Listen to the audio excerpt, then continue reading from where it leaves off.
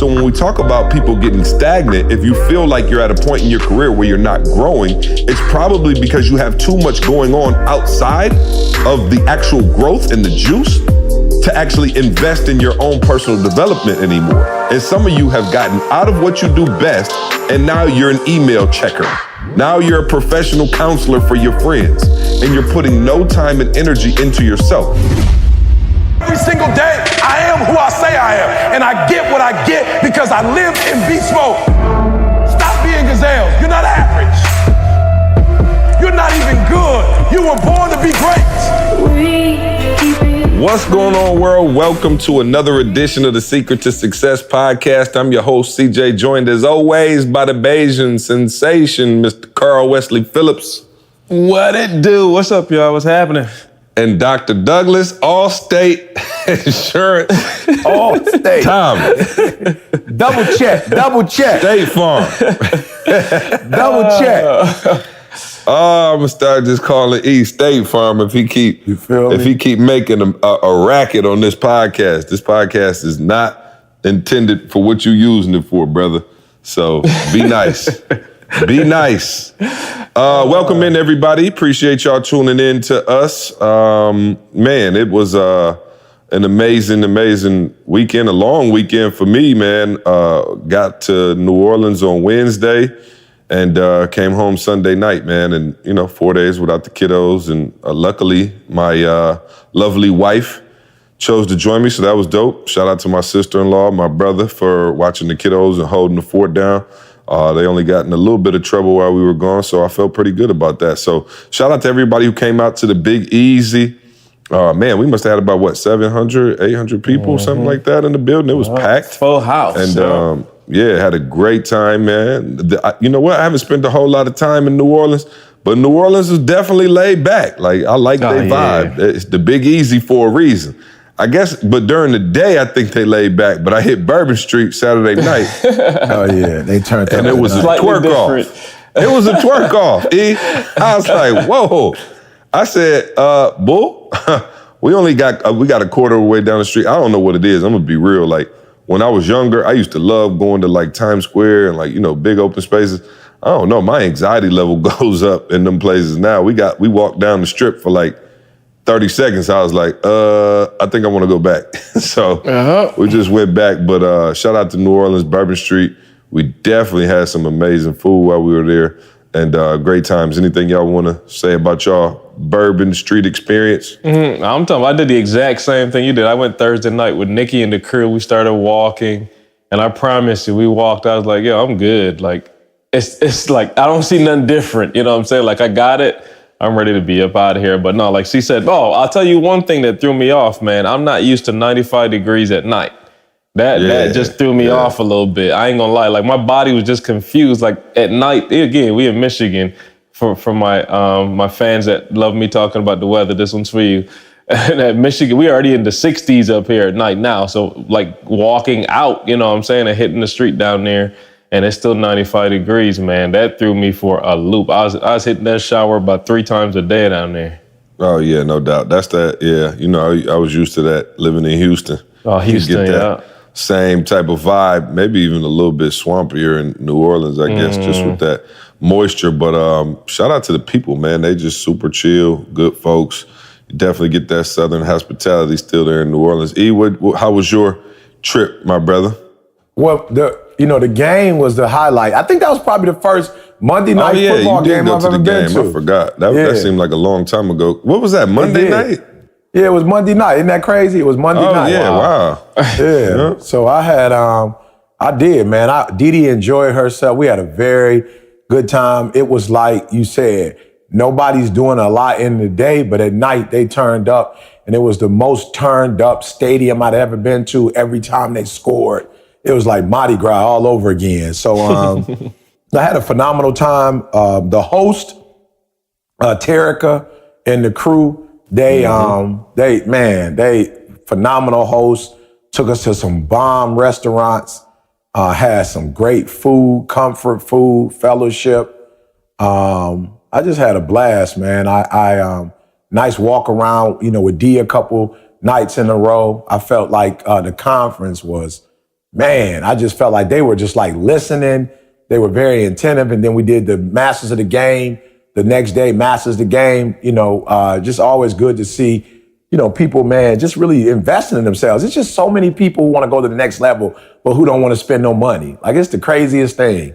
But to see people who are committed to growth, and is this just me? But it seems like a lot of times we do Masters of the Game, these are people who are operating at a high level, who are trying to operate at a higher level. It's just weird. It's like, yo, he got money. Yo, she got money. He got money. Like, what are they doing here? I could count 20 people in my head that needed to be there that weren't there. You know what I'm saying? I'm like, where are you? But it just seemed like people who are already at the top of their game trying to get to a higher level. So, yeah, no doubt. Let me, quick shout out definitely, E, to you for the session we had, I believe Saturday morning for Masters of the Game. Man, just an incredible whole morning session. Man, people were talking about that session like for the next day. And definitely want to shout out to all the Masters of the Game. For those of y'all who like, what are you talking about? Is our mastermind that we run once a quarter.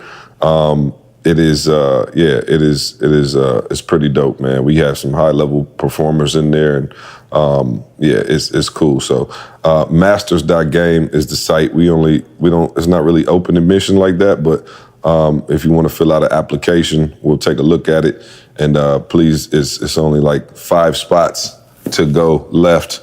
So if you want to fill it out, though, that'd be cool. For those of you who are high-level performers and looking to, go to an even higher level, this isn't for like, the college student, like, oh, I'm just getting out of college looking for something to do. This isn't that, but for our higher-level performer professionals, masters.game. So talk to us real quick, man. What's on your mind? I know you got things to do. You going to Cali tonight. What would you like to speak about today, sir? Would you like to talk about how the Lions? Would you like to talk about how the Lions haven't lost yet? I love it. I love it, Sid. You know what I'm saying? That's how I say it. The Lions ain't lost yet. We 2 weeks into the season without a loss. 2 weeks into the season without a loss. Yeah. No. That's a good play on words. Yeah. You know what? Let's stay here. Let's stay here on. Because I think a lot of people that join us weekly, I feel in my spirit that they are, either entrepreneurs trying to get to another level or entrepreneurs, and they really have a desire, to live their best life, to live life on their own terms. And I kind of want to talk about this whole idea of people who really do, like, who come and, man, help me out. So here's the weirdest thing. I'm looking at the fact that there are people who have paid to be a part of our community who are also giving at the actual event. Like, this is weird. Like, my guy Mike came first. Like, Mike paid to, be in Master of the Game. I didn't know Mike before he got there. Come to find out, Mike is a financial, consultant, if you will, / financial advisor, analyst, and so he was just coming, found out who he was, what he did. Based on my conversation with CJ, I end up, because he's right around the corner, I end up having him, give me my financial advice and help me with my financial portfolio. I just want people to listen to what I'm saying. This is crazy. You have people out there who you are, for lack of a better word, you lack. Like, you're not where you want to be. You're not doing what you want to do, but you have a desire to do it. And desire is definitely key number one. Like, that's the first part. You got to want it, right? But I'm looking at this guy, Mike, and Mike is like taking care of me. Like, Mike, this is what you need to do financially. Here's what you need to do with your taxes. Here's what your trust. I'm going to get you a lawyer, and I promise you, Maul said something in Utah. Couple months later, Mike helped me to actualize that. Like, literally. Yeah. Maul was talking about, like, you got to have a property. You got to do this. You got to do that. Then, when you leave it on to your family, you got to have a trust, whatever. I'm like, what? Trust? Yo, I'm the number one motivational speaker in the world. And I'm sitting with Maul, who also paid to be a part of, he came to every conference. He would have his friends come. He'd have his family come. He would pay for them to come. And here he is now, in the community, giving me insight, giving me information, You know, here he is now, you know, helping my son. He just got my mom a property. I don't know what was it. See, like, I don't even know. Like, my auntie used to live in that neighborhood. I don't even know what it was. It was like I don't know what you call that. 8plex. I don't know, but it had 8 different. Yeah, 8 units. 8 units, bro. It was crazy. I'm like, yo, this is crazy. And so I'm looking at these individuals. Now Mike is speaking at our events. I mean, he paid to come speaking at the events. Oh man, let me tell you something. He gave some information at Masters of the Game. Everybody was like, okay, yeah, I was doing it wrong. I was doing it wrong. Yep, let me switch up real quick. So yeah, no, it was some, like I was back there taking all kind of notes, texting Candace the notes as we were in there. But I'm saying, I don't know if people heard what I just said. He paid to be in Masters of the Game and is speaking for us and to it. Like, he didn't call me like, I'm gonna need 20 grand to speak. You feel me? He like, oh yeah, he's paying and helping, right? Then I look the next day, I hit C up and I FaceTime C. He got Adam in that joint speaking. Adam speaking, who's a part of the Masters of the Game. Dr. Downs. And so, bruh, I'm talking about dropping dimes, bruh, dropping dimes. And so y'all got to help me out. C, you help me out. You've been with me for a minute. Carl, maybe you can shed some light on this as well. But my mom used to say, it ain't common sense because common sense ain't common. You know, and I used to be like, yo, Mom, why is he doing that? Or why is she doing that? Common sense. And my mom was like, no. Don't say that, son. And my mom wasn't trying to be disrespectful. I'm not trying to be disrespectful.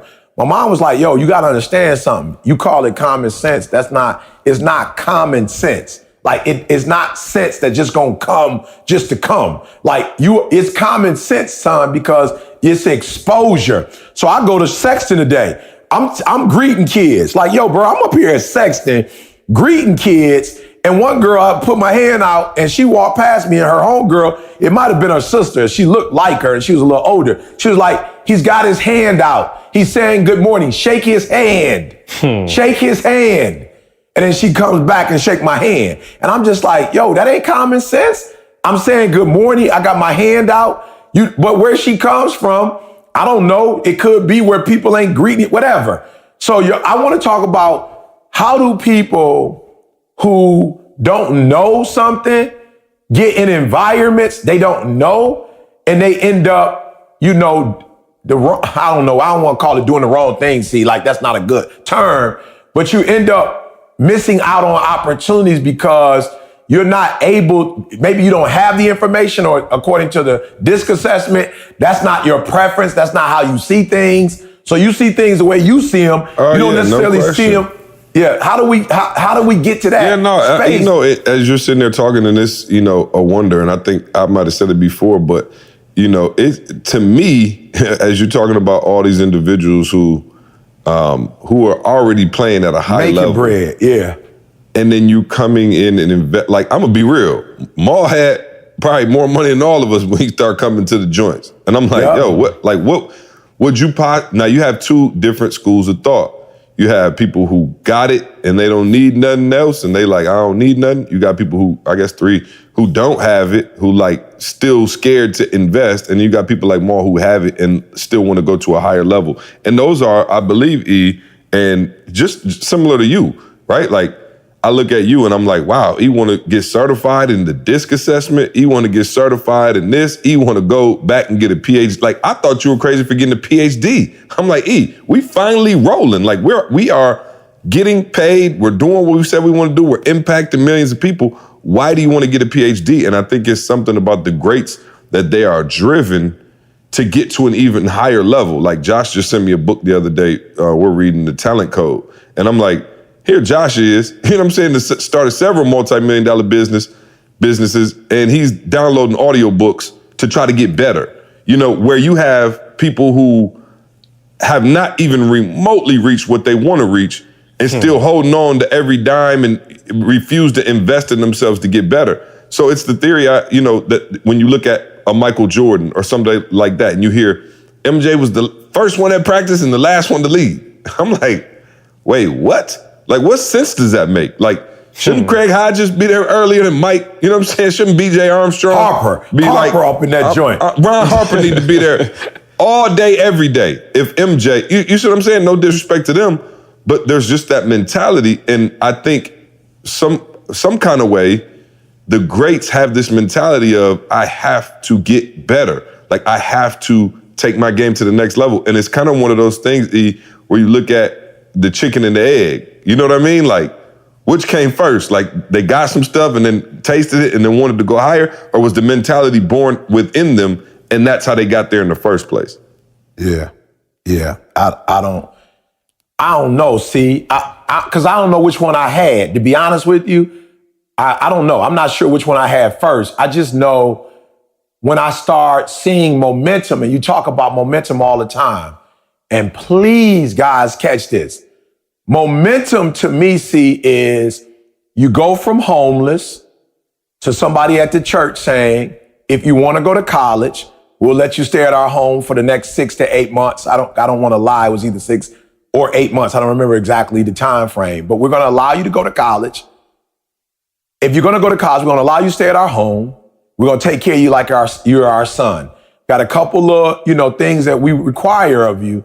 But for the most part, what I'm saying, this is all you got to do. And then that's momentum to me, see. So once somebody let me stay in their house from being homeless, and I've got like a roof over my head, now I'm not thinking, it's time to chill. Like, shoot, I ain't had a bed of my own. I ain't been able to take a shower. I ain't been able to eat, just go upstairs and grab a meal. I ain't been able to do that in about 2.5 years. Like, I'm just kicking my feet back with my head behind my hands. No, I was like, ooh, this is momentum. This is momentum. And I think that was the first time in my life where I had taken having a place to stay for granted.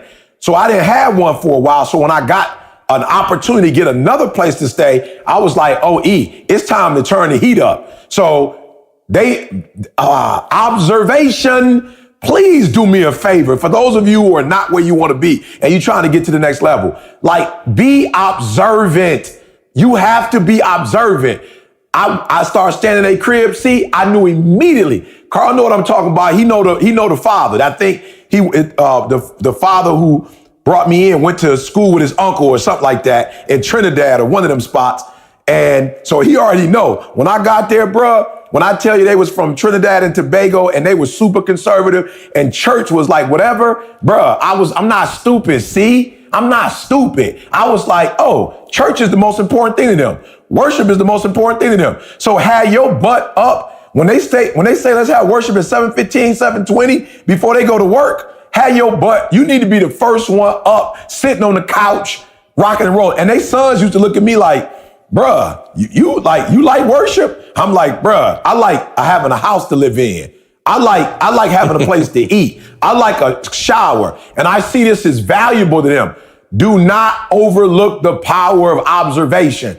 I was observant, see? I saw what was important to them. Now, I wasn't able to make everything happen, but I saw the worship was. I didn't miss prayer meetings, see? I never missed prayer meetings, see? I never missed church, see? I saw what was going on, and I said to myself, you are observant. Watch what's important to them, and make sure you do what's important to them so you can stay here until it's time to go to school. Got to Oakwood, bruh. I was like, I ain't never coming back to Michigan.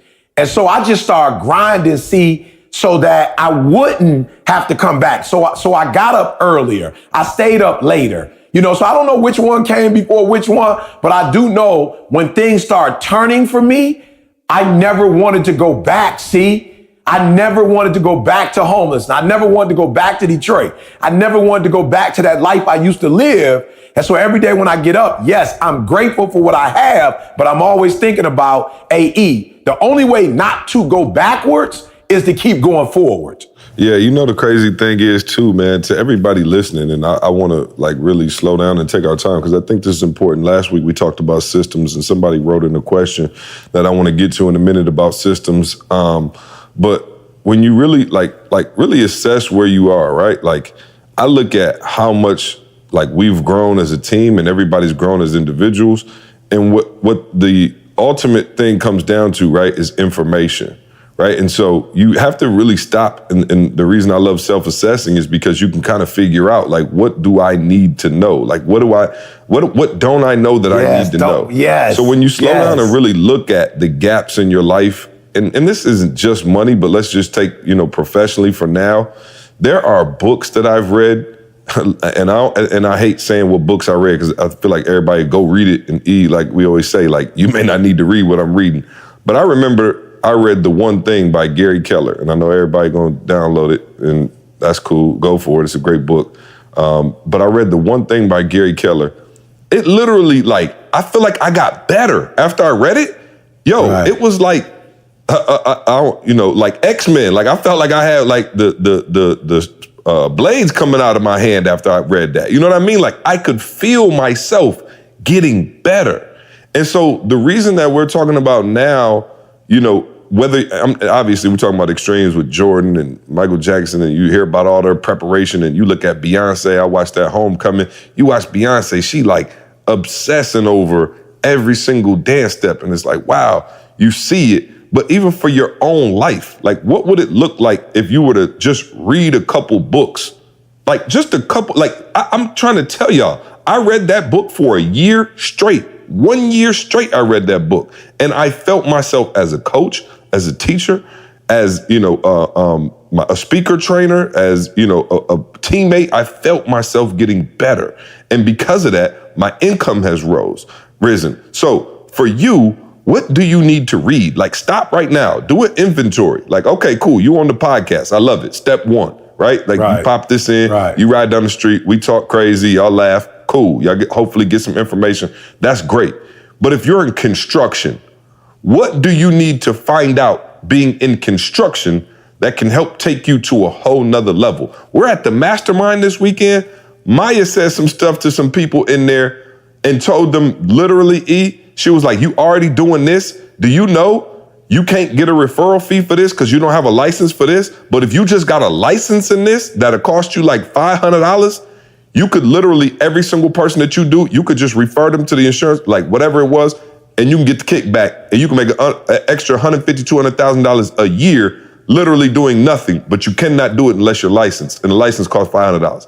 You know what I'm saying? Like, unbelievable. Mine was blown. They were like, yo, I'm about to, they were like calling their assistant, like, do it now. You know what I'm saying? But like, it was just information that you needed. And I think sometimes, man, we get to a point where, and I call it, the juice theory, right? We talked about the juice theory. I did it. I don't know if I've ever talked about it on the podcast, but basically what I tell you is, as an entrepreneur, sometimes the worst thing that can happen to you is that you start having some success, right? So what happens is, you have all of these great ideas, right? You're going to start a restaurant, or you're going to start a lawn care service, right? Let's just say you decide, hey, I got a lawn care service. You got this great idea how you can make 6 figures, whatever. When you start it up, what are you doing, right? You're in that creative phase. You're making juice, right? Like, that's what I call the juice making phase. What you're doing is you're coming up with the logos. You got the business plan. You got the mantra. You got the mission statement. You got, your equipment. You're buying all the stuff, and you got all of this energy based around the actual business and the service that you're getting ready to provide. But what happens is you start to get some success. Now, all of a sudden, you got 5 homes that you're doing, right? But what happens is you get 5 homes, then you got to hire a couple more people. Now you hire people and you realize, oh, not only can I just hire them bootleg and have to pay them, right? We had to figure out something called payroll and payroll tax. Now you got customer complaints coming in. And what happens is you start to be a manager, and you start to just put out fires all over the place, and you start handling day-to-day logistics. And what happens? You're no longer making juice, right? And so you get to a point where you stop seeking information and you stop trying to get better, and you get stagnant at this place. So when we talk about people getting stagnant, if you feel like you're at a point in your career where you're not growing, it's probably because you have too much going on outside of the actual growth and the juice to actually invest in your own personal development anymore, right? So I just believe that it was no wonder we continued to grow when my idea of, and again, genius I am, I just said, yo, he's the best in the world at speaking, but maybe not at like managing like back office stuff. So let me just make sure we take all of that off E's plate, so that E just sits there and can make juice all day, every day. Like continue to make the donuts. Like do what you do best. And some of you have gotten out of what you do best, and now you're an email checker. Now you're a professional counselor for your friends, and you're putting no time and energy into yourself. So stop and do an inventory of whatever. You could be in the salon business, the hair industry. You could be, whatever the industry is, what knowledge are you getting? And I like this word E usually uses. Explicit knowledge are you getting that can help you get to the next level? I'm telling you, I've gotten little conversations have taken our accounts up a whole nother zero because we've applied one little thing. And most of you, again, you get stuck in that bad system, and it's just wake up every day, do the same thing, go to bed, wake up, do the same thing every day, go to bed, and you feel like you're trapped. Well, you on a hamster wheel. You're running, but you're not going anywhere. So you have to get off the hamster wheel. And to get off the hamster wheel, you have to get that information that's going to point you in the direction that you're supposed to get. So sorry for the rant, but I wanted to make sure. No, you're good. Yeah, we got a new sponsor. Be ready to go again, because I want to show a lesson that me and Carl got some years ago, like what we actually did for training so that people can get it. Go for it, Carl. I got you. No, I was going to say it real quick. See, the goal, and everybody gets excited about the goal. And the goal is, like we talk about that GPS plot, like boom, we're going there. We're going to New Orleans this weekend. That's the goal, right? But what happens is the goal only determines the direction that you're going in, right? The system that you put in place, and that's what Steve was just talking about, the system is what determines your progress. Literally, the goal only gives you direction, and a lot of us get stuck at the goal. Like you get the goal, like we're gonna do this. Oh, bro, boom, it blows my mind. boom. Every time E says Warren Buffett read for like 7 hours a day, I'm like, kill myself. Yeah, I'm seriously. Like, who are you not to be reading for 12 hours a day? If Warren Buffett's still reading 7 hours a day. Insane. But yeah, so that's I think the hurdle that most people get into. Like everybody's clear on the goal, they got the goal. But you used to say, E, how many people are you really counting the cost? Like what is the sacrifice that's actually going into accomplishing this goal? Like there's a whole lot more than just the goal. So unless and to C's point, unless you were creating the systems that allow you to still do what you need to do to support the goal, you were absolutely stuck. It ain't going nowhere. And then the last piece of it is you can't think hard. Like it's really harder to think greater than you feel.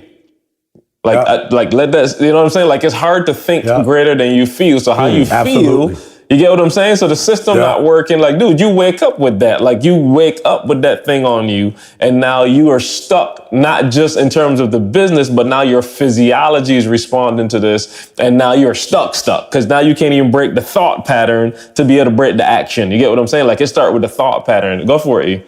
No. So for those, I want to see you guys out here. Okay, I want us to. We're going to create like just A, B, C, step 1, 2, 3 action. For those of you, who still may not know, okay, this is great, but how do I do it? So I discovered about 5, 6 years ago, I discovered through a speaking opportunity that Quicken Loans was doing a training every year. And again, listen to what I'm trying to explain to you guys. As a speaker, a part of my system is you don't ever go only to speak. You also go to learn, because the genius of speaking is that you have to have something to talk about. I don't know if people know that. You know what I'm saying? Like a lot of people like, I'm a speaker. Okay, what do you talk about, right? And then to the depth of what you talk about. So I remember this whole idea of Tony Knuckles trying to really introduce me to being able to be a corporate consultant. So my first opportunity was to speak at Quicken Loans. They had like family reunion, and then they had the isms training. So I went to the training and was like, ooh, Carl, ooh, every time they do this, we have to be here, right? Every time they do the isms training, not as a speaker, but we need to bring the entire team. So one of the things I want you to do is I want you to decide where your learning will come from. Will it come from audiobooks? Will it come from trainings? Will it come from conferences and retreats? Like I want you to really think through not just randomly you read a book 1 month or you go somewhere. Like, no. And so as a team, we knew that one of our training opportunities or experiences would be the ISM training, right? So I don't remember what year it was, but I mean, we go a lot, so I don't really remember. But Carl, do you remember the signature, and it's a lot that we learn, but they had maybe 2 or 3 signature messages that they would give. And as a result of us going often, like we would go to the same one 2 times a year or maybe once or, a year, but we went to the same one, like multiple years in a row, multiple times throughout the year. And Bill Emerson had this one that he would do. And Dan Gilbert had one he would do. Carl, do you remember? I know you remember the Dan Gilbert one. All right, we'll start there. And that was what? Always raising our level of awareness. Always. Awareness. Right? And then do you remember the one that is their signature and why their employees have the environment that they have? Responding with, sense of urgency is the ante to player. Was it that one? Yeah. Remember that? And so do you remember this last one where Bill Emerson would break down I think there's 3 ways to communicate, Carl? Was it 3 ways to communicate? Yeah. So with the verbal, the body language, and what was the third one? Is it physiologically? I don't remember how you say that one. It's the physiological, verbal, and then something else. So it's how you say what you say, the words that you use, and your body language. Do you remember, Carl, the one? Do you remember which one had the highest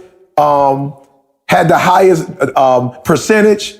Body language, I think was ridiculous, by like 70% or something. 70-some percent. Woo! All right. So real quick. Okay. So specifically, can he call into Carl, the line, E? You want him to call into the line, C? Yeah, have him call into the line so I can hear him. All right. Moose, but they want to keep it 100. So I'm gonna give you a number. Let me know when you're ready. Get him on the line. You know all right, we're gonna get him on the line. I want to show Carl how that message was so important. That body of information was so important. And I want to show how, as a speaker, I begin to incorporate what I learned from him. And to C's point, how it changed the zeros. All right, so 712, Moose. 712. Hey, wait. Hey, we recorded. Text him. Oh, okay. I texted too. I'm sorry. Wow. I'm sorry. Next week, we're about to have the whole audience calling in. Right, exactly. I want to be on. Everybody who hits you like they want to be on the podcast, just send them a text. Carl and I will talk amongst ourselves. You know what I'm saying? And Carl, let's talk about the Lions while we wait on Moose. The Lions got a win that I was sure they were going to lose, but they did pull it out. I was in the airport watching it, and I couldn't believe it, but the Lions actually won, bruh. Hey, it was a miraculous. I saw the end. I didn't get to see the end. I just saw the score at the end, and I was just like, wow. Man, my bad. See, I'm about to have everybody on the podcast. I'm talking about the whole audience would have been on here. It's 712-555. 793 11. Yeah, it's like in the movies they always got to put like 555 because people be acting crazy. Like, can I talk to Batman?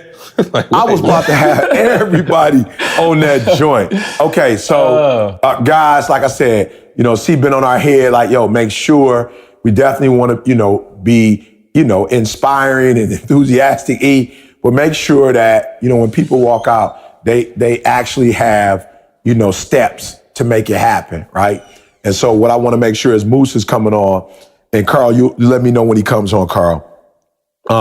What I want to make sure is that you guys have the steps, all right? And so I revolutionized my speaking game by listening to my man really break down just this whole idea of, one, the words that you use are important, right? That was probably about 15%. The way you say the words, the tone in which you say the words was probably, another 15, it was like low. One of them was like 9, 10%, one of them might have been 12%. But your body language Your body language, like not just what you're saying when you're on stage, not just how you're saying it, but what your body language conveys is 70-some%. Blew my mind. Because you couldn't tell me, Carl, it wasn't because for real, Carl, especially educated people, they get caught up on like the terms that you use and how you use the terms. Then other people get the volume, talking low, crescendo, decrescendo. But really what I learned 5-6 years ago from Bill Emerson is like, really, none of that is important. Like the most important thing as a presenter is your body language, right? So Moose hit me last night, was like, I got a testimony for you, bruh. I was like, all right, give it to me. He's like, I got some stuff to do, but I'll give it to you tomorrow. I was like, bet. Moose called me first thing in the morning. And I want you guys to listen to what he's saying and listen to what Bill Emerson shared with us several times at that conference and how it revolutionized me as a presenter and as a speaker. Moose, are you there? Yes, sir. Yes, sir. Welcome to the Secret to Success podcast, hosted by Yes, sir. Carlos Rivera Quinney Jr. and two other guys who really just are here as backup dancers. Backup. I'm excited to be back. Hey, we're glad to have you, my brother. Enlighten us. Yeah, so, so y'all know we had the 1% conference out in New York a few weeks back. And by the way, this has just been an incredible tour. For those who haven't made your way out, you guys are missing out. And it's just not just, a quick plug, but I'm telling you, the phenomenal has been, the information has been rich throughout this entire tour. But I live in New York City, and I felt that this was the great opportunity for me to bring my mother and my aunt. I have my own little segment that I contribute to the conference, and I said, hey, why don't y'all come out in day 2? Yeah, I was like, hey, come out on day 2, catch your boy in action, and I think it'll be a great experience, right? So my aunt had seen me speak several times before. That wasn't a big deal, but this is my mom's first time entering any sort of environment like this. First time ever. Now, mind you, my mom has a 4th grade education, dropped out of school when her father passed away back in Egypt in the 60s, early 60s. Came to this country. We've been here for 22 years or so. The woman has been grinding so hard and just, sticking with people of our culture, never really learned how to read and write, and can only put maybe a sentence or two together in English. So I knew it was going to be kind of boring for her, if I'm just being honest, because she's not going to understand 98% of the things that we're talking about. But one thing happened. When Doc found out that was my family, he went up to say hello to them. Now, I didn't know this until after. She's kind of like pulling me in and kind of telling me what happened. She said, I have to tell you how much I want to change, because for someone who has hundreds, if not thousands of people lining up to say hello to them, he came up and stood on one knee to greet us and say hello to us and say thank you for raising such a fine young man. Now, see, I don't know if you know, but culturally in the Middle East, or from where we come from, that is just an incredible sign of respect to take a knee and greet somebody and show that appreciation. She said that made her entire day. That's one. Number 2, she said, I have a newfound respect for what you guys do. I respect it so much so that even as someone in my 60s, I want to change. I want to be better. I want to get out of your way. My mom relies on me for everything. I get it. She said, and Carl, I told you the story. She said, I rely on you for everything, to get groceries, doctor's appointments, laundry, you name it, we do it together.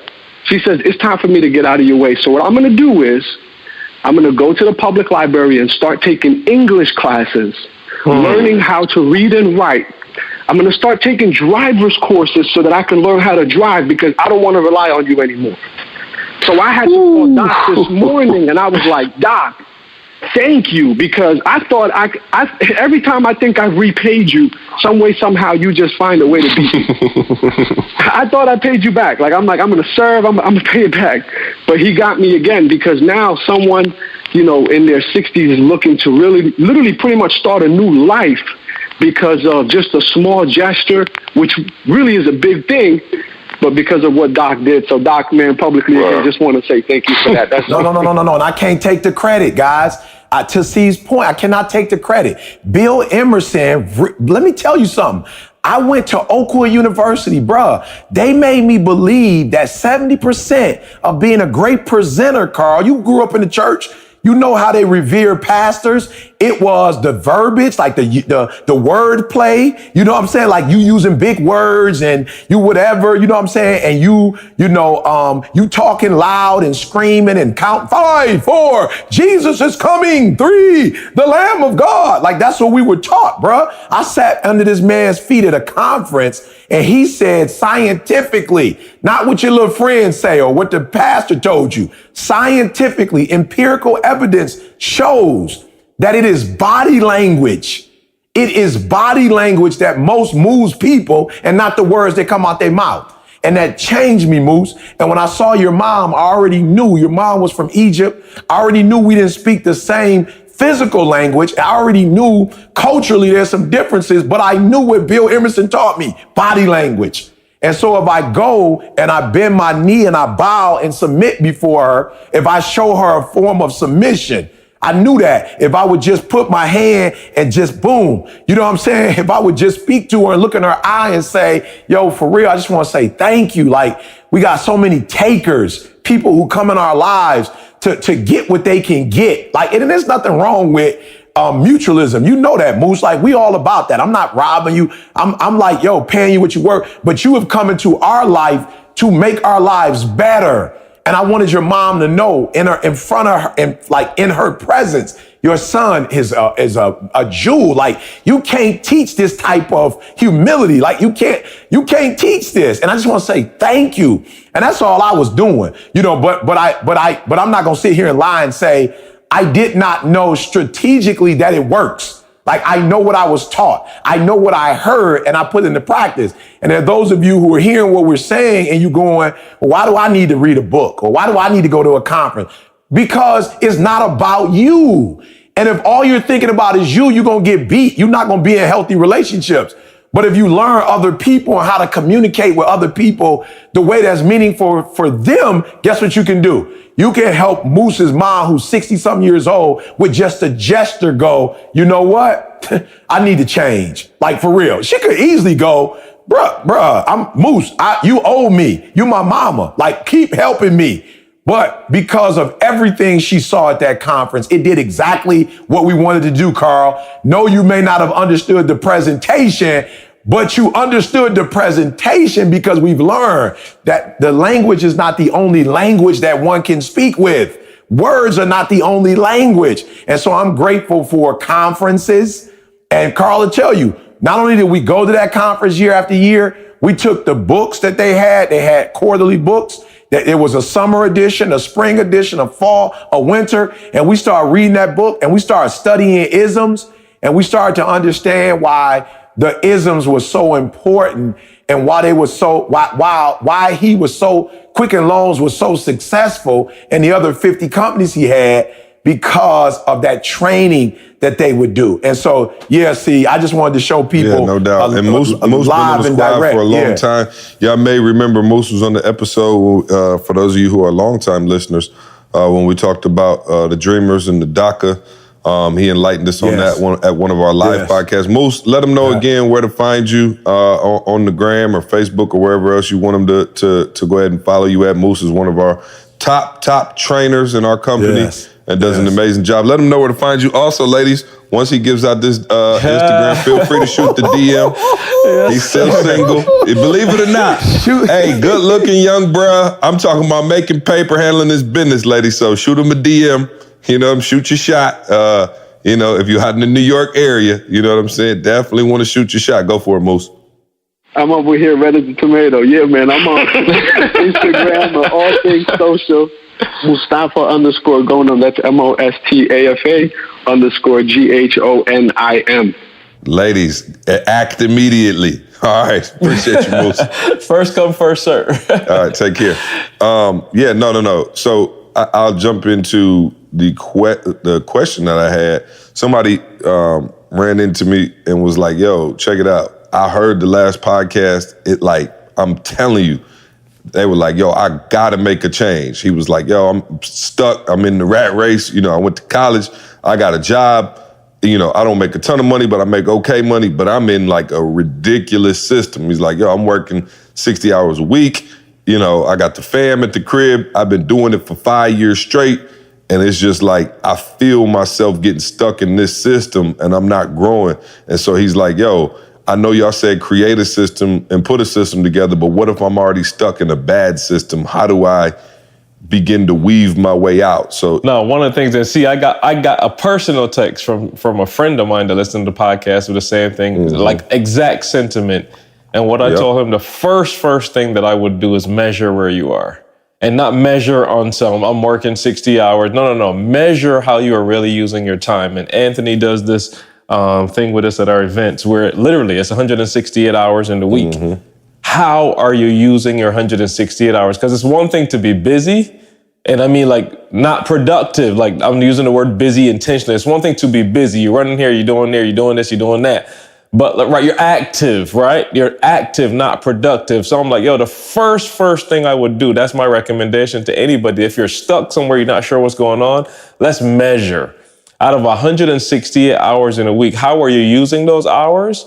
And then which hours are actually productive, whether that be family, whether that be financial, you know what I'm saying? Like measure. If you're working an 8-hour job and you're not making money from it, like you know what I'm saying? Like you just got to take stock of what is going on now, first of all.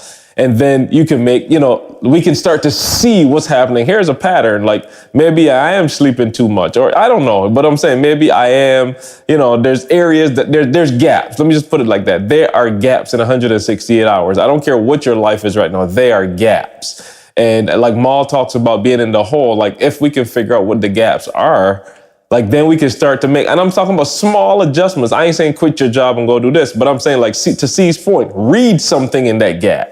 You know what I'm saying? Watch a different kind of YouTube video in that gap instead of watching whatever. Like just using the gaps more efficiently, because at the end of this, the information that changes what's going on. So that will be my starting point, C. Yeah, it's to Carl's point. What's the gap, bro? Like it's a gap. Like I don't know what it is. To even simplify, Carl, what I would start with is a question, Carl. I'll start with a question. Why am I still here? You know what I'm saying? Like, why am I still here? Why am I still at Michigan State University? You know what I'm saying? Like, yo, if they telling me I can't do this, do this, why am I still here? Okay, am I still here because I'm scared? Money. They gave me the health, the benefits. You know what I'm saying? Like for some people, it's the benefits. I'm scared. Like, you know what I'm saying? I had to tell somebody the other day, they hit me up, was like, yo, E, I feel like I could speak, I could change the world, but my wife is sick and we got health benefits. And I just asked the question, is the company you work for the only one to have access to benefits? Can you not get can you not get personal? You know what I'm saying, Carl? I just want to know. Cobra, I heard of Cobra. You can't get Cobra? You know what I'm saying? Like, do they not have like insurance for people who are self-employed? And if it's more, is it worth it to pay more for insurance and be away from that job? Or is it better to be at that job and get pay less for insurance? Like, I don't know. But you got to ask yourself, why am I still here? Why am I stuck? Like, no, why am I stuck? Because the company ain't stuck. They paying me to be here and they getting something from me being here. Now, they might not be getting 120, but they getting enough to keep going as a company. Like, why am I here? What is the problem? And I remember when me, CJ, and Jalen had to have a talk, as father and son, like we needed a mediator. And I remember, I don't know if I ever told you this, C, but Jay was kind of pissed. You know what I'm saying? Like he was kind of pissed, like, yo, why you gotta call CJ? Like, why you gotta bring CJ in it? You know what I'm saying? And I'm gonna be real, C, I had to stop and ask myself, why did I have to call CJ? I had to ask myself. Now I know why I wanted you there. I was sitting back asking why either one of y'all was calling me. Yeah, you know what I'm saying? I'm being for real. And it was easier to call you than it was to deal with, like, hear what I'm saying, y'all that's listening. It was easier to call CJ and have CJ, do what he did, and we both walk away, and we would be better. Like, it would be better, literally. We were getting better every time. But one day I had to ask myself, why you gotta call CJ? And I said, you know why you gotta call CJ? Because you can't not be super emotional. And there's something about CJ being there that I'm not going to be super emotional. Bottom line, CJ sitting here, I'm not going to be that. Now I'm authentic all day, but I'm still human. So I'm not going to be screaming and hollering and acting a fool while C is sitting there. Something about C being there is just gonna make me like be rational. You know what I'm saying? Like C's presence is gonna make me go, all right, E, C here. So if you go off, he's gonna be like, E, relax, let Jalen get in. Jalen gonna be screaming and hollering. C gonna be like, Jay, relax, breathe, right, kid, talk to your father. And I was like, why do you have to have CJ do that? Why does he have to regulate that? That's not even fair to him that he's gotta be in our business like this. You feel me? And so I had to ask myself, E, why are you doing this? Okay, so this is what you need to do. Cause I already know what I do. When you weren't there before I got to this place, see, I hang up on my man when he starts screaming and hollering. Or when he talking and he not letting me talk. I just be like, you know what, Boog? I'm like, yo, you know what, Boog? Like, bruh, I don't want to go here with you. Hang up, click, I'm out. The other day it was so funny. I have grown now. It was so funny. He was on the phone doing his thing. And I was like, okay, just listen to him. Like, just listen. And then he had gotten to that point where he got like really like emotional. And he was like, okay, so you want to hang up? Because he's so used to me hanging up, see? He was like, so what, you going to hang up? I was like. And you had your finger on the hang. I'm never. I was like, no. I told him, I said, listen to me. You called me. I didn't call you. You called me. So we'll hang up when you're ready to hang up. Same time. You feel me? I'm just saying, when I just told him, like whenever you ready, just let me know. But I said, but you don't ever have to worry about me hanging up on you again. You're not dealing with him no more. You're not dealing with that guy. So I may not necessarily like what you're saying. I might not even like the emotions in which you saying it in, but I'm gonna sit on the phone for 10 or 15 minutes because it's not gonna kill me. I'm gonna sit on the phone for 10, 15, let you get all that out. And when you finish, okay, are you ready? So I had to start with a question, Carl. And I'm no longer in that place. I'm no longer, and where did I get it from, Carl? That's what me and my mom used to do. You feel me? Me and my mom used to talk till we got to a point where we fussing, and then we hanging up on each other. Why? Because we like, yo, we didn't call to do this. We didn't want to be there, but we found ourselves there. So it's like, you know what? I'm gone. And I used to do it with my mom. And I'm like, yo, E, you doing it again with your son. Like, break the cycle, bro. Like, yo, you don't have to get that emotional. You don't have to take it personal. Just let my man say what he gonna say, whatever. And so I haven't had to call C. I don't know how long Houston was for me. I haven't had to do the Houston boy. I don't remember when that was, but I'm like, I can talk to my man on my own. We can get through this now. But E, you're gonna have to be somebody different. And so then I had to ask the question one, and then I had to ask myself, who do you need to be so that you don't have to do that again? And for those of you who are stuck, who do you have to be so you're not stuck in it? Who do you have to be? I like it. Carl, anything you want to add on top of that? I'm good on that one. Yeah, I'm good on that. Right. Ask yourself the questions and do something about it, though. You know what I mean? What Josh said, make the decision and then make it right. Do something. Don't just sit there and, let it keep going another year. There's something has to be done. The hamster wheel ain't gonna stop unless the hamster stop. Yeah, so that's good. So let me briefly close it up and get this last point off. I really do think, and somebody said it at the mastermind this weekend, like, we have to go over our, Q3, Q4 goals and things like that. And somebody said, my goal is to start waking up earlier. And I was like, wow. And I said, let me just tell you how that is already fake. You know what I'm saying? Like, and so honestly, guys, and I don't know how you feel about it. Like, I think as humans, we have good intentions, right? Like, I really do think like everybody wants to be well-intentioned. Not everybody, but for the most part, right? Like most people listening to this podcast, you probably want to do well, right? So we want to eat healthier. We want to lose weight. We want to invest in ourselves. But we use this, again, we talked about the verbiage earlier. We use this verbiage that gives us an out, if that makes sense, right? So like if I say, yo, my goal is to start waking up earlier, there's nothing to hold me accountable to that for real, right? There's not like a hardcore thing. So what I said to her is, I said, no. Don't say I'm about to wake up earlier. What time are you going to wake up? Yeah. Right? Like what time? Like is it 5:30, 6 o'clock? Like give me a time. And I think this is, I'm trying to use this as, just kind of a microcosm or a metaphor, but like for us and our success, like, I'm about to start doing better with my personal development this year. That means nothing. Like, are you about to read a book a month? Are you going to invest in yourself and go to a conference? Are you going to join Game Changers? Are you going to come like to the Phenomenal Life crew? Like, what are you going to do specifically? And I think the one thing for us, and E, you always had this on this early on, is like we had tangible things that we had to get done that were measurable, right? Most people who you're listening to this, nothing you do is measurable. Getting up earlier is not measurable. Like you could just, like seriously. So we don't know what time you wake up now, and then you just say earlier. So some days if you wake up earlier, I guess I do get up earlier, right? It's the same conversation I had with LaShawna, right? We talked about losing weight, and it was this theory of like, the last few times I said, I've been doing a terrible job as an accountability partner because I just been like, yo, you been eating healthy? Yeah, I've been eating healthier. You been working out? Yeah. I've been like, but there's nothing to hold you accountable. So now that she just sent me a picture of the scale literally a minute ago, and she's down another 3 pounds, right? So when you look at the journey and when you look at yourself, and trust me, I'm guilty. Like we've all said it. I'm about to start drinking more water. That means nothing. Are you drinking a gallon a day? So I want you to really look at your life and do an inventory and what we're talking about and all of these things that we're talking about. When you want to switch your system, start putting and just implement them one at a time. You don't got to go crazy. I ain't telling you to read 30 books today. Just do something that is measurable, because what happens is, and E taught us this early on, when you start to do it over the course of 30, 40, 50, 60 days, then you can turn it into a habit.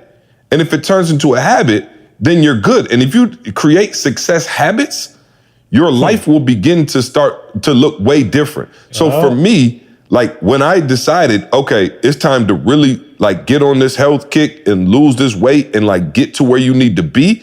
When Trey was born, like I was like, okay, here are the things. I must go to the gym 3 days a week. That's a tangible, like I can look at that and go, okay, Monday, nope, Tuesday, yep, Wednesday, like, and I know under no circumstances are you to miss the gym on Friday. Like it just cannot happen because it's a non-negotiable. And too many of us have negotiable things that I want to work out. I should get to the gym. It's negotiable. I have things now in my life that are just non-negotiable. I have to make sure I'm reading. I have to make sure I'm exercising. I have to make sure I'm spending the time with my family. And all of those things are non-negotiable. E and I even talked the other day about now E is like, yo, hold me accountable on putting the phone down and stopping work and like really locking in with D, because I'm going out to the mall and I'm on my phone and she's not feeling like I'm connecting. So hold me accountable to that. So I'm going to have to tell E, and we talked about it at the mastermind, yo, when you go to the mall with D, when y'all go shopping, leave your phone in the car. In the car. Nobody about to die while you in the mall shopping with D for them 2-3 hours. Nobody's going to die. And I know Diddy's phone number, so I will call Diddy if it's something that pressing. I'll call D and I'll get you. But that is something tangible that you can measure. But most of you know what you'll say? Man, I need to do a better job with my screen time. I need to do a better job spending time with my wife. But you're not going to say, every time we go shopping, I'm leaving my phone in the car. That is a tangible, measurable, something that you know for sure you can do, right? That has a measurable impact on your situation. And so I really do want us to get out of this gray area or this very broad picture of like, don't ever say again, I want to wake up earlier. I want to be healthier. I want to drink more water. No, start putting tangible, measurable results on all of those things, or don't say it, because I know how you say it, and you purposely say earlier because you want to give yourself an out and you don't want to hold yourself accountable to exactly what you're saying. That's why I told LaShawna, we need a system. How many you want to do? I told her, I let her pick the system. I said, what you want to do? Like keto, you want to do calorie count? Like, what do you want to do? What works for you? Okay, boom, we sticking to that, because you need to know, okay, I'm doing 1,500, 2,000 calories a day. Cool. 2,000 is tangible. I'm not just saying I'm eating better. So I don't know what your thoughts are on that, but I wanted people to implement that into their system, tangible things that they can begin to do that's measurable, that at the end of the day, you can look at it and go, check or no check, right? Well, I feel like if we just say better, I want to eat healthier. You could be like, oh, well, I had a big old cheeseburger, but I only ate half my fries. Like, I don't know. You know what I'm saying? Like, and in your mind, you saying better, which maybe it is, maybe it's not, I don't know. But talk about either one of you, those tangible things or anything that you've implemented into your life that you say, yo, I've actually changed because I made myself do this. Watch this. When I tell you I got a whole, like, I'm looking, and it's funny that this is the topic, see, because yesterday I was reading on this. So I literally got 4 steps right here in front of me. Number 1, and get ready for number 1, eliminate as many of them goals as possible, because what's happening is, and see, it's back to the one thing. You got 3 or 4 goals. I'm gonna get healthier, I'm gonna do this, I'm gonna do that, and all of them are competing with each other. Find one thing that you're serious about, something big enough that it'll motivate you every single day. Like just one. Let's start with 1. We're not trying to be deep. Between now and December, it's one thing that you focused on. The problem, the line said, the problem is not goal setting. The problem is goal selection. You're trying to select too many things and you're trying to do stuff. They used an analogy, and I can't even, I'll see if I can find the website I was reading yesterday. But it said, literally, if you want like a nice rose bush, listen to it carefully. They said you actually have to cut away some of the good buds in order to get a bigger flower, better flower of the rose bush. You got to cut away some of the good buds. So it's not that they're bad, but again, you focus. You want this thing overall. You want your life overall to change. So the first thing was literally eliminate. It said avoid anything that's less than the top priority at all costs. Avoid it like the plague. And then see, you just hit the other one, but it's talking about when, where, how. Like, don't just say, just the SMART goals kind of thing. But this is another one that I read that it said put an upper boundary. So we always, we said we're going to work out 3 times a week or whatever. I'm going to work out 3 times, but not more than 5 times. Put an upper boundary, but here's why. When you start, you get excited. Like, let's just use working out. You get excited. I'm going to run a mile today. Shoot, I'm going to do 6 tomorrow. And what happens if you keep that trend on? You burnt out in about 3 weeks. So again, just being super specific about it, like not only a lower boundary, but you set an upper boundary because you want to make sure it's sustainable. And then the other one that I saw was talking about making the environment conducive with the goal. Like your environment has to be like it has to be cohesion between that and your goal. Like you can't tell me you don't want to check social media, but to your point, you sleeping with the phone under your pillow. You get what I'm saying? Like, you can't tell me that you don't want to check social media, you don't want to look at email, but your phone is under your pillow when you go to bed at night. Like she said, leave the phone in the car, leave it downstairs, leave something else. If it's a workout thing, if it's drinking water, make it cohesive. So keep a water bottle with you at all times. Like, these are like simple, tangible things that you could do. If water is the goal, then doggone it, you should have a water bottle in the car. You should have one in your bag. You should have one, you know what I'm saying, in a pocket, a small, like have them everywhere. If it's to floss your teeth, for crying out loud, have floss everywhere. Make sure it's conducive to it. So like literally, I was just studying this yesterday, and it's like, dude, we can change, but we got to start with just start with one thing. And we talked about the Keystone stuff. There's one. So for me, see, it's funny. And somebody asked me on the BU call yesterday, man, how hard was it to make the adjustment that you're making now? So for me, and if I talked about it before, y'all can hold me accountable. I'm literally going to the gym 5 o'clock every morning now. Before I was doing it, here or there. Now I'm going 5 o'clock in the morning, 4 days a week. No questions asked. All right. What's happening to me now, though, is to make that goal come alive. There's so many spin over things that happen. Did I talk about this last week? I feel like it's familiar. Or maybe it was just a BU. No, go for it. No, you good. Yeah. There's so many things for that one goal to happen, for me to get up and go to the gym every morning, well, at least 4 times a week. There's so many things that have to go in place. The time that my kids go to bed, now becomes a real big factor. The times that they have dinner becomes a real big factor because I have to get to bed at a certain time to get the rest that I need, right? So if I don't get to bed by 9 o'clock, 9:30, you know what I'm saying? I'm waking up tired.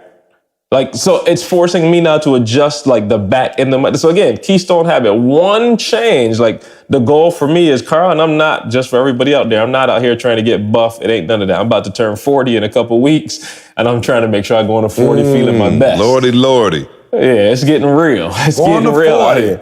So what I'm doing is just that. Like I'm taking that serious. Like, Carl, your health is important. But the specific thing is we're working out 4 times a week. But the spin-off effect, and somebody was asking me if it was easy. And here's the funny part. See, it was absolutely easy for me to change because my mind changed first. Like my mindset changed first. So it wasn't like me. I didn't have to force myself into the habit because like my mind, the information I've been receiving has been so strong. The time away in Barbados has been so strong that when I came back, it's like things have to change. It's not an option right now. Like it has to change starting today. And literally I came back from Barbados, signed my whole family up for gym membership. We've been going ever since, like literally. So it was like an immediate thing, but now it's almost, and see, I'm talking about in a month, it is a part of me now. That simple. It's a part of me. So I'm telling people like it's difficult to change your habits. Yes. But I'm saying once you can lock in, I missed one. Let me go back. They said attach it to a current habit. So if you know you like before you shower, I'm gonna do 20 push-ups before I shower. You're gonna shower every day. Attach it to something that you already do. So it's not like you just winging it. Now I gotta get up and I gotta go do this random thing. No, you can attach it to things that you already do. So it kind of falls into the pattern you already have. But like I'm telling y'all, this right here is the core of making a difference in your life. At the end of the day, it's your decisions that have you where you are, not mine. For each of us, it's the decisions that you've made the last 20, 30, 40, 50, however old you are. It's those decisions. And listen to what I'm saying. For those that something happened to you, I'm not nullifying that, but it happened. Like you can't still be there, right? Whatever you need to do, if it's counseling, whatever, like we got to find a way to get past these things because at the end of the day, it's your decisions that have you exactly where you are right now. So if you're not happy about it, guess what? Here's the good news. It could change today. You could change it right now. Like you ain't got to wait for you ain't got to go to church next week and get something. No, I'm not saying not to go to church. Please go to church. But I'm saying you can change right now. Like from the just literally getting from the living room. From the living room. I ain't got to send you no handkerchief that was prayed over and you got to anoint it on your head. No, I'm telling you, you can be serious about the things that you wake up and do every day and it will change your life. That's 100%. Change your habits or change your dreams, no doubt. You got anything you want to put on top of that? No, I would just say, Carl, I don't want to add to that, but I would just say that count the cost, or don't count the cost. Like, I don't mean count the cost and let the cost discourage you. I mean, make sure that it's worth it, what you're doing. Like make sure that the goal that you're doing is going to bring some real tangible results, right? So I live in a neighborhood, and, people pride themselves pretty much in the summer on the grass. My next door neighbor, Mike, he killing the grass game. You know what I'm saying? And Mike said to me, it might have been July, it get a little hot. Well, I don't even think it was July this year, Carl, probably August. It was probably late July, early August. My grass, y'all, for real, was straight up brown. Everybody else's grass was green for the most part. My grass was brown.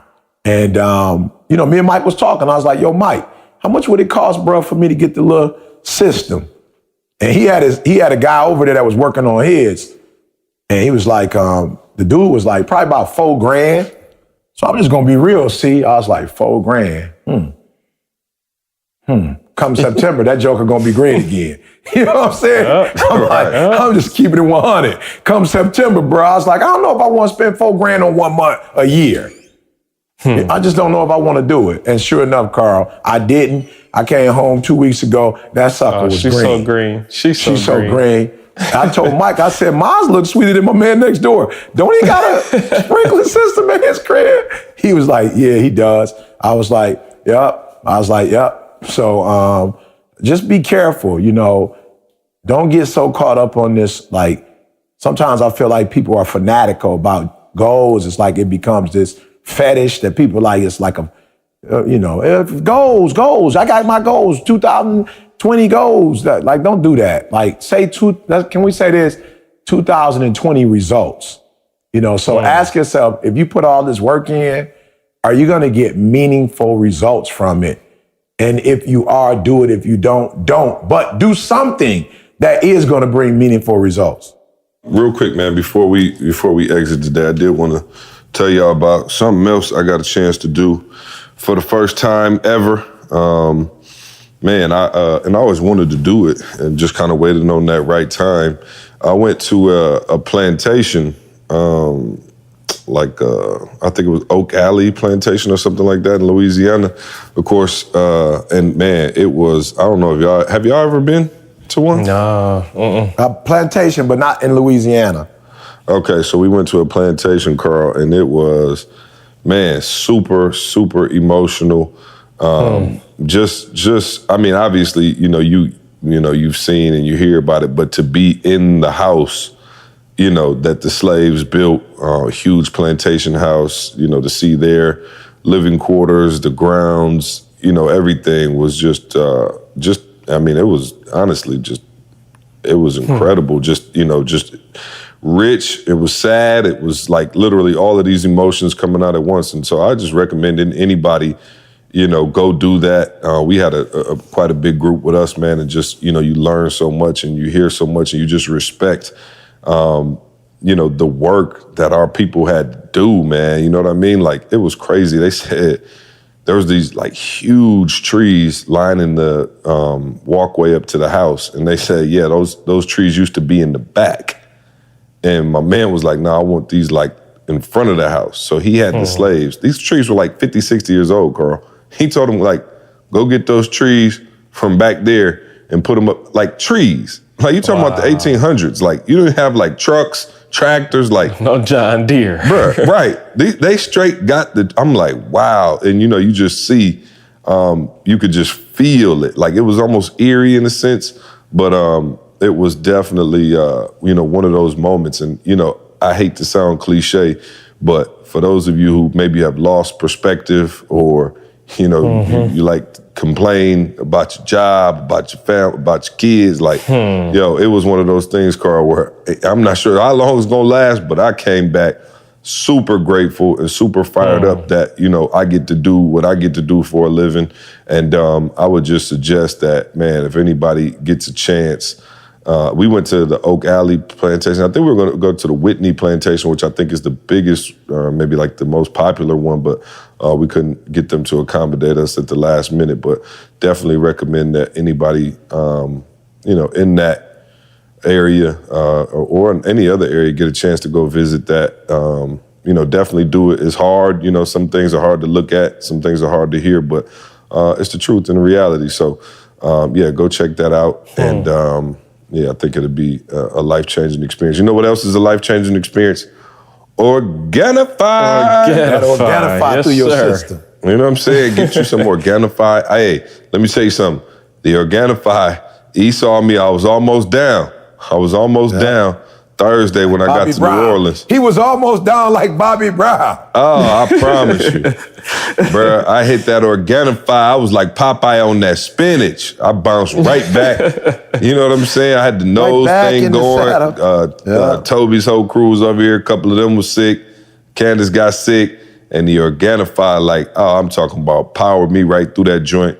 Was feeling good, man. Organifi, the superfood green juice powder that the whole squad uses to get to that next level. Make sure you check them out, Organifi.com. They have a ton of supplements, a ton of protein, just the zinc, the irons, the minerals, everything you need to get your life to the next level and keep yourself on target for your health and wellness goals. All right, go to Organifi.com. That's ORGANIFI.com. Use the promo code SUCCESS. Get 20% off your order. And let them know we sent you, dog. Let them know. Carl, what do we have on the menu for our wonderful, lovely listeners? Yes, sir. We have I don't know how to say this. It sounds weird, but the last 1% event of the year. I don't think that's true. I'm trying to get another one. I'm buying. We need to. No, for real. I'm buying for another one in December. Me too, How can we pull that off? I want to go somewhere else. The 1% is somewhere fun, warm, man. Please. Yeah, I'm having a blast. But for now.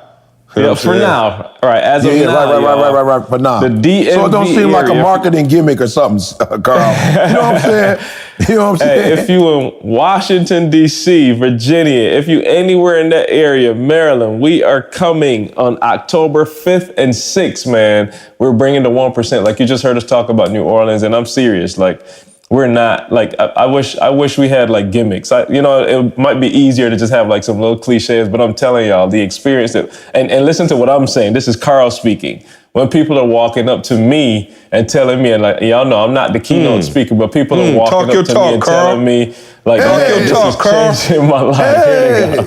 No, people, I'm being real, man. People are walking up to me, like, to tears, like, man, thank you for saying what you said, like, it's changing my life. Like there's stuff that I got to go back home and talk to my kids about, my wife about. Like there's some decisions that we got to make. That's what we're experiencing, man. I'm saying it's huge for us, but just to see people walking away with that, like, you know what I'm saying? Like that thing, like walking away with that, like I'm about to go make my life exactly what I want it to be, man. There's not a better feeling in the world. I'm speaking for us as a staff, man. So I'm telling you, if you are like on the fence about it, like jump off the fence. Just be there. Just get in the building. I don't care if you do VIP. I recommend you do the day too, but I don't care if you do it. I'm just saying get into the environment, because just being there, I'm telling you, the experience alone, being in that room, you're going to walk away with some stuff that's going to change your life. So again, Washington, D.C., October 5th and 6th. And then, of course, Phenomenal Life 2020. We're going to Mexico, y'all. I'm talking about like we started announcing this thing. I'm like, 8 months ago now? We almost there. It's next April 25th to May 1st. 2020 is our week. I don't know how to describe it. It's our week away, but our grind week, our fun week, our everything week, man. We get it all in Riviera Maya, Mexico. So please, like seriously, do not, everything, listen what I'm telling y'all, everything that we do, like, you know, we do a 1% conference, we did Take Control. We did, different conferences. Like we bring in the all-star crew, everybody that's been, to our events as a speaker. They're for 9 times out of 10, most of them are there in our, I was gonna say cruise. We can't say cruise no more, but they're at our Phenomenal Life events, man. So I'm telling you, you're getting the health, you're getting the finance, you're getting the real estate, you're getting everything that we got. You do not want to miss that at all. So put them pennies aside. Hey, do me a favor. Don't do a whole lot for Christmas this year. Don't do a whole lot for Thanksgiving. Put a couple of dollars aside and invest in yourself, not in just getting, extra pound or two over the holidays. Invest in yourself. I'm serious. You're not going to regret this decision. Getting in the environment is going to change your life. So again, Phenomenal Life 2020, April 25th to May 1st. We are going to be there. So let's get it. When does the 100-day challenge start? We need to get... So this year, look, let me say it like this. We're crushing the fourth quarter, all right? Oh, yeah. So what we're doing a little different this year, we're going to focus on that fourth quarter as opposed to the 100-day challenge. We ended at Christmas. We're going all the way to the end of the year. So here's what you're going to get. We're going to include our planner, our 30-day planner, and you're going to get a planner for each month. October, one for November, one for December. And here's the truth, y'all. If you're not writing it down, if you're not measuring it, it's not real. Yeah. All right? So we want you to be journaling every single day. Here's the goal. Like, here's where I am. Whatever we're doing, we're writing it down, because if we don't measure it, it's not real. So you have the planners. Then we're going to add each of you to our private community. Listen to what I'm saying. The private community. You heard CJ talk about the accountability and how real it is. Monday through Friday, we're going to have accountability calls. Like literally, the whole goal of this thing is to hold each other accountable to get these things accomplished. etinspires.com/challenge and sign up. Again, etinspires.com/challenge. Are you ready? Come on, y'all. Let's go. Oh, I love it. E, man, I owe you an apology. Yeah, no, I do. You said at the beginning of the year you were about to go to like football games this year. I doubted you. I said I set the over under at like 3, and I think you might have beat Over under and surpassed that. So I just want to say, man, I apologize. You are hitting the games. I see you on the sideline, first row, sitting next to Sean Payton's dad, just hanging out with the team. Oh, I'm so sorry. Don't get me in trouble, see. I found out that that's his brother. I'm so sorry. My boy was laughing at me like, what? I'm about to tell Sean you said that was his father. It was his brother. I apologize. Okay, his older brother. You know what I'm saying? Right. Slightly older brother. Slightly older brother. Wow. He even put my man on Instagram talking about Sean Payton, me and Sean dad. You know what I'm Holla at me, saying? Pops. Hey, love you, Pops. You know what I'm saying? My man about 52. E49. You feel me?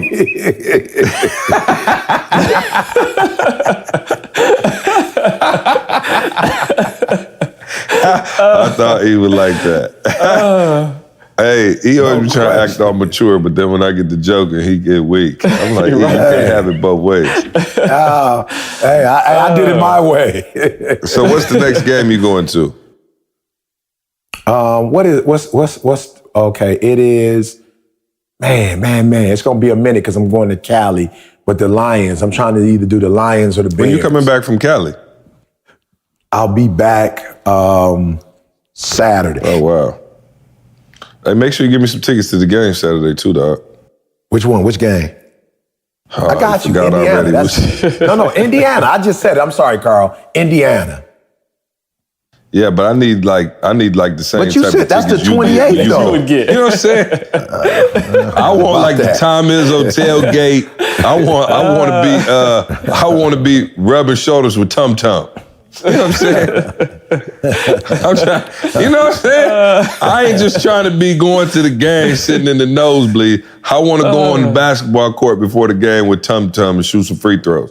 That's right. Yeah, no, so get on your grind before you leave at Cali, because I know what I'm going to call you on Thursday. You're going to be like, shoot, see, my bad, shoot, hold on. You said 4 tickets to Indiana. I got you. But I need them tickets, though. I got you. I know what you're saying. I want the tailgate experience. You know what I'm saying? I got you. I want the whole, you know what I'm saying? You remember the pictures we got with Trey from last year? I do. I need that saying, I want to be on the field when the band come out. When the band come out. You know what I'm saying? Because you know E now. You know what I'm saying? He don't when it's time to come up with somebody else stuff. It don't always look. I'm like, wow, you were Sean Payton's grandfather. You know what I'm saying? You were Sean's grandfather. I'm in the nosebleed with Jerome. You know what I'm saying? Smelling like Bud Light. Unbelievable. No question. When the Saints go marching in, baby. When You the were Saints Sean's go great marching uncle. in. Exchanging war stories. You know what I'm saying? All right, E, give us a nugget of the day so we can get out of here. Man, I don't have a nugget, y'all, with this foolishness. I do not have a nugget of the day. Oh, man. Hey, I'm a borrow from Carl. You know, if it's broke, it's your responsibility to fix it. You know what I'm saying? If it's broke, don't look for, it's broke. Accept the fact that it's broke. You know, take ownership, it's broke, you know, and then fix it. Because to Carl's point, you know, if it's your problem, the cool thing about it is it's your solution. You know, so, you know, for real, if you're part of the problem, you're part of the solution. And so you should be empowered. Like, don't let the problem take the wind out of you. Like, what you should focus on is I also have the solution and I can turn this thing around. And not I can turn this thing around, you know, in 60 days or 120 days. Like, no, you can start the process of turning that thing around right now. When you get off this podcast, you can start doing the work that's required to get different results. So I love you. I believe in you. I'm proud of you. Let's get it. Well, yep, appreciate y'all. Continue to leave us those reviews. Shout out to everybody who went and left a review on iTunes after the last one. Man. We appreciate y'all. Shout y'all out. Listen, man, we are extremely grateful for y'all rocking with us. And go get it, man. We love you. We'll see you next week. I want you to focus on here right now. Don't you worry about when you get home. You concentrate on this opportunity. You don't worry about tomorrow. You concentrate on